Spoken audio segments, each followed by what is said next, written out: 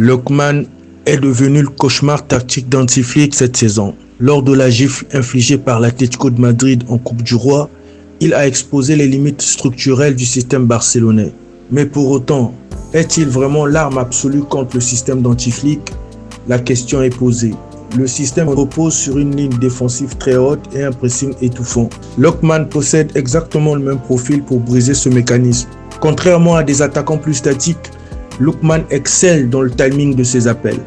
Il profite de la moindre seconde d'hésitation des défenseurs centraux pour s'engouffrer dans les 40 mètres d'espace libre dans le dos de la défense.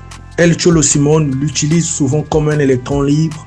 Il part de la gauche pour répliquer dans l'axe, forçant le latéral droit du Barça à sortir de sa zone, ce qui crée des brèches pour les montées de ses coéquipiers. Il est très efficace et clinique. Lors du 4-0, il a converti quasiment chacune de ses actions nettes, punissant le manque de repli défensif des ailiers du Barça. Comment Flick pourra-t-il le contrer en avril? Pour les quarts de finale de la Ligue des Champions, l'entraîneur allemand devra ajuster son curseur. Il devra certainement réduire la hauteur de son bloc, accepter de défendre 5 à 10 mètres plus bas pour ne pas offrir à Lookman les boulevards qu'il affectionne. Sans le pressing de Rafinha sur les défenseurs de l'Atlético, ces derniers auront plus de temps pour ajuster leur passe longue vers Lookman. C'est là que le bas baissera pour le Barça.